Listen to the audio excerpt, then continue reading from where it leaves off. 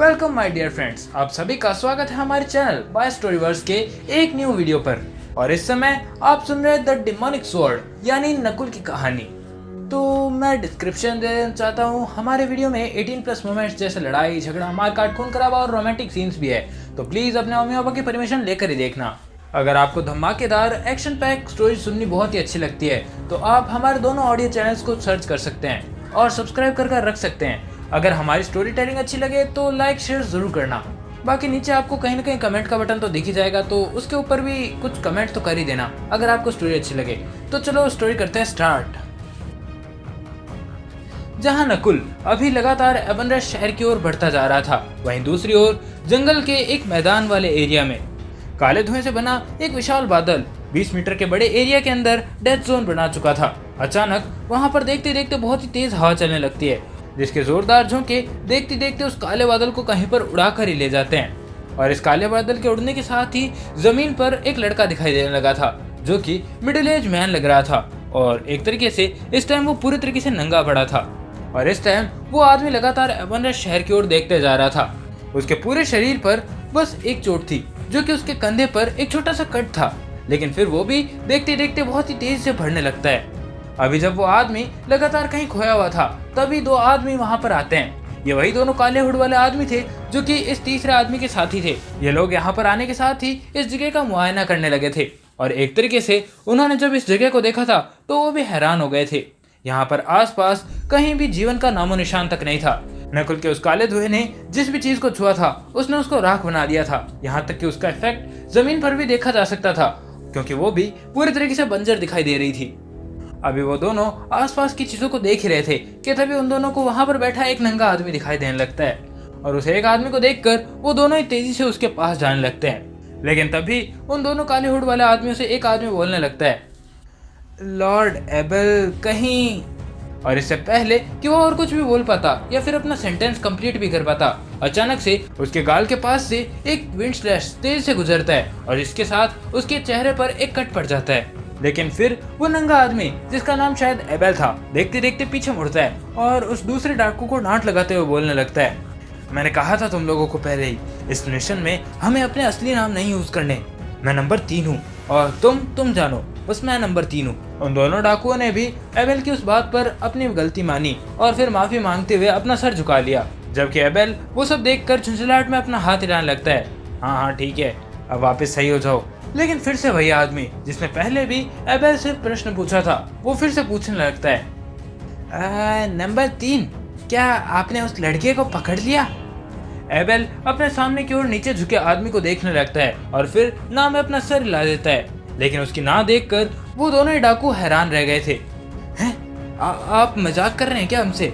वैसे भी वो सिर्फ एक रैंक 1 का कल्टीवेटर था, लेकिन आपके पास तो रैंक 2 का डेंटाइन और रैंक 4 का शरीर है। फिर वो कैसे भाग गया आपको छोड़कर? लेकिन इस टाइम उसके वो दोनों चमचे उसकी कम और नकुल की ज्यादा तारीफ कर रहे थे, और इसीलिए देखते देखते वो एबेल चिढ़ जाता है और जोर से चिल्लाकर बोलता है, हाँ मुझे पता है, ठीक है, बस अब मुझे बार बार गिनाने की जरूरत नहीं है कि मैं इतना ताकतवर हूँ, लेकिन फिर भी वो लड़का मुझे मार गया। तुम लोग मेरी ताकत का बखान कर रहे हो या फिर मेरी बेवकूफ़ी का? इसलिए बस चुप हो जाओ, अब मुझे और नहीं सुनना ये सब। असल में तो मैंने उस लड़के की ताकत का अंदाजा गलत लगा लिया था, जिसके बाद उसने एक सरप्राइज अटैक किया और इसी वजह से वो यहाँ से बचकर भाग पाया और मुझसे एक चूक हो गई। मैं पर्सनली बॉस को इस मामले की रिपोर्ट करूंगा।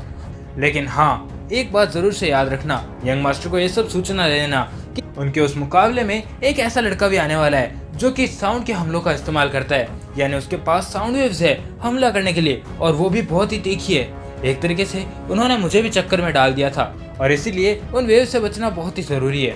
ऊपर से उसके पास कुछ कोरोसिव धुएं टाइप का कुछ चीज है। एक तरीके से वो धुआं जिस भी चीज को छूता है वो सारी की सारी वहीं पर गलकर राख हो जाती है और फिर भाप में बदलकर कहीं उड़ जाती है। जहाँ एक तरफ वो एबेल नाम का आदमी नकुल की सूचना उस यंग मास्टर को देने जा रहा था, वहीं दूसरी ओर नकुल अब भी जंगल में तेज गति से भागता जा रहा था। जब से नकुल पर अटैक हुआ था तब से नकुल को लग रहा था कि कोई ना कोई उसका पीछा कर सकता है, और इसी वजह से वो लगातार भागता ही जा रहा था। और इसी वजह से नकुल ने तब तक अपनी स्पीड कम करने की कोशिश नहीं की जब तक कि उसे उस जंगल की सीमाएं नहीं दिखाई देने लगी थी। और अब नकुल की आंखों में उस जंगल की सीमाएं दिखाई देने लगी थी। नकुल के पैरों से अब भी धुआं निकलता जा रहा था, यानी एक तरीके से उसके पैरों में अब भी डिमोनिक फॉर्म के वो बूट्स एक्टिवेट थे। ये काला धुआं लगातार जमीन को नष्ट करता जा रहा था और उसकी मेंटल एनर्जी भी तेजी से खत्म होती जा रही थी। हालांकि नकुल अब पहले जैसा नहीं रहा था। ट्रेनिंग के अंदर लगातार 4 महीने बिताने के बाद प्रकृति के कुछ संकेत आखिरकार दिखाई देने लगे थे, क्योंकि नकुल के पास बहुत पहले से ही एक बीज था। इसी वजह से उसका मेंटल एनर्जी एरिया भी लगातार बढ़ता ही जा रहा था। हालांकि उसके बढ़ने की स्पीड बहुत बहुत कम थी, लेकिन फिर भी वो लगातार बढ़ता जा रहा था, वो कहीं भी रुका नहीं था।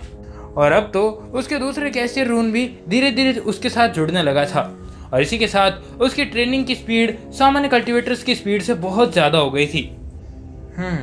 एक मजबूत दिमाग, बॉडी इंक्रिप्शन मंत्र का दबाव, कैशियर रून, और इन सब की वजह से मैं 18 साल का होने से पहले ही रैंक 2 का मेज बन सकता हूँ। जहाँ एक और नकुल इतने खतरनाक ख्याल अपने दिमाग में सोचता जा रहा था, वहीं दूसरी ओर अगर उसके गुरु बेचारे उस विलियम को पता भी चल जाता कि नकुल ऐसे ऐसे ख्याल अपने दिमाग के अंदर पाल रहा है या फिर सोच भी रहा है, तो वो बेचारा खून की उल्टियां कर करके मर जाता।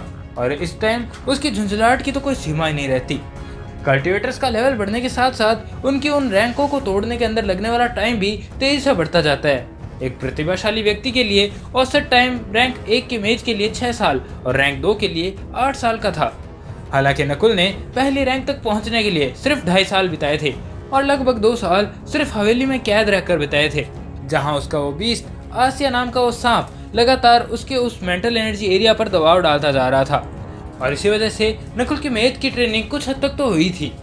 नकुल के पास जमा हुआ टाइम, उसके पुनर्जन्म के लाभ, उसके मेंटल एनर्जी एरिया की स्टेबिलिटी और उसके नए साथी और उसके काम के प्रति जुनूनी व्यक्तित्व के साथ 3 साल से कम के टाइम में रैंक 2 का मेज बनना पूरी तरीके से पॉसिबल था।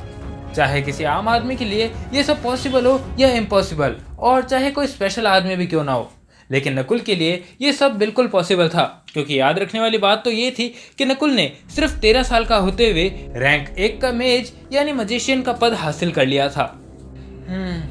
अगर मैं फुल ट्रांसफॉर्मेशन का उपयोग नहीं करता तो मेरी मेंटल एनर्जी की खपत बहुत ही लंबे टाइम तक चल सकती है। एक तरीके से ये किसी बैटरी की तरह होगा। फुल ट्रांसफॉर्मेशन में बहुत ज़्यादा मेंटल एनर्जी लगेगी और इस वजह से उसकी खपत भी बहुत ज़्यादा होगी और ये सब बहुत ही जल्दी ख़त्म हो जाएगा।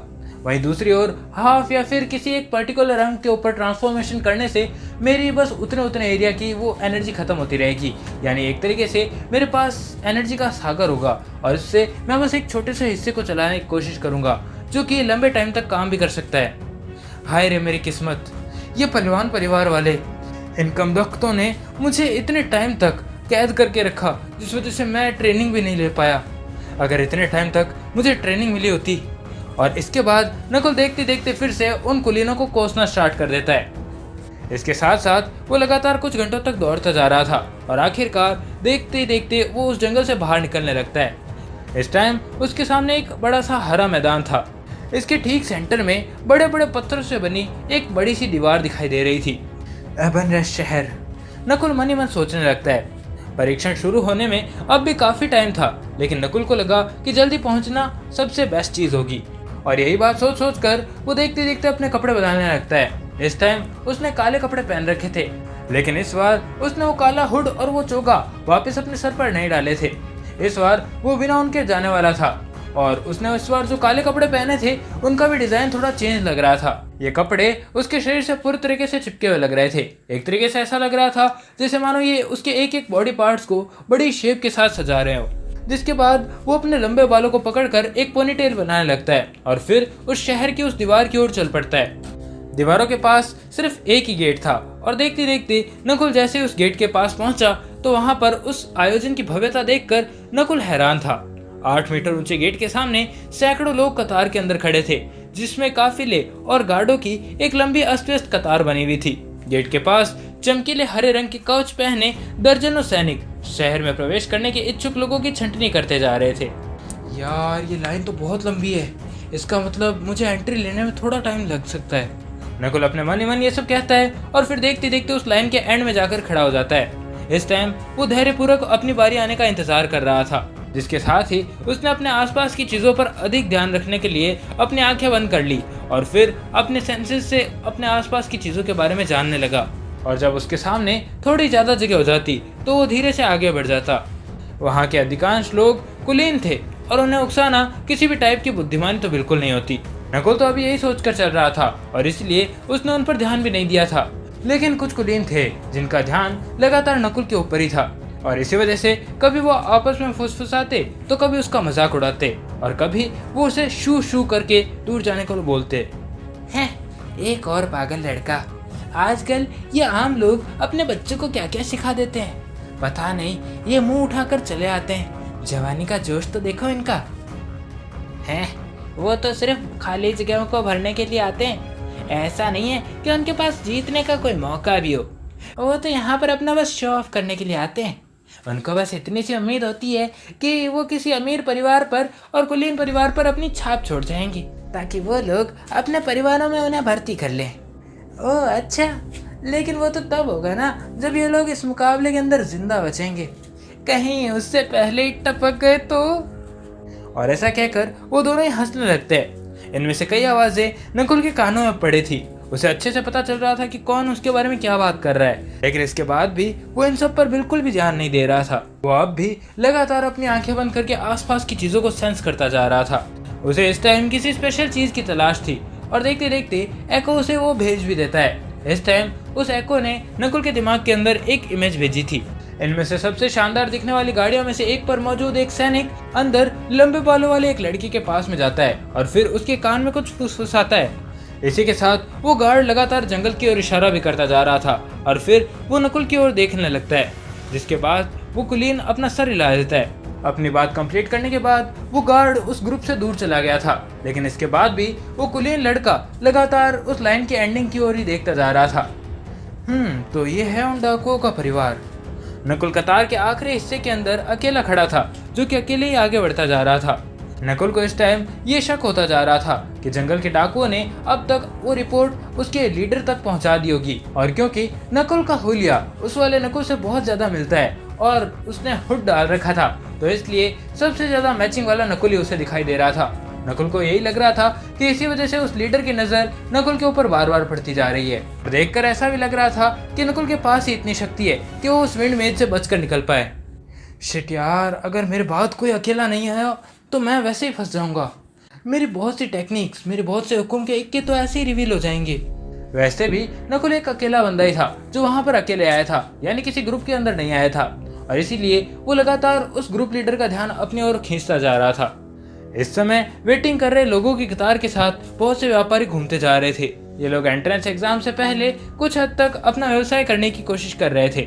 इनको महसूस करके नकुल भी अपनी आंखें खोलता है और उनमें से एक को अपने करीब आने का इशारा करता है। जैसे ही वो व्यापारी वहां पर उसके पास पहुंचता है, नकुल उसे 10 सोने के सिक्के दिखाता है और फिर उसे बोलता है, मुझे एक बात बताओ भाई, ये लंबे सुनहरे बालों वाला वो लड़का जो कि वहां पर बैठा है और सबका लीडर लग रहा है, ये कौन से परिवार से आता है? बस इतना सा बता दो और ये 10 सोने के सिक्के तुम्हारे। नकुल की यह बात सुनकर वो व्यापारी लगातार नकुल की ओर देखने लगता है और नकुल इस टाइम अपनी आंखों से उस रथ की ओर इशारा करता जा रहा था, यानी उस लड़के और उस रथ दोनों की ओर। उसके वो इशारे देखकर वो व्यापारी उस गाड़ी पर नजर डालता है और फिर बिना किसी हिचकिचाहट के उसे उत्तर देने लगता है, वो रथ, वो तो बड़े आकार के कुलीन परिवार मुगलोस परिवार का है।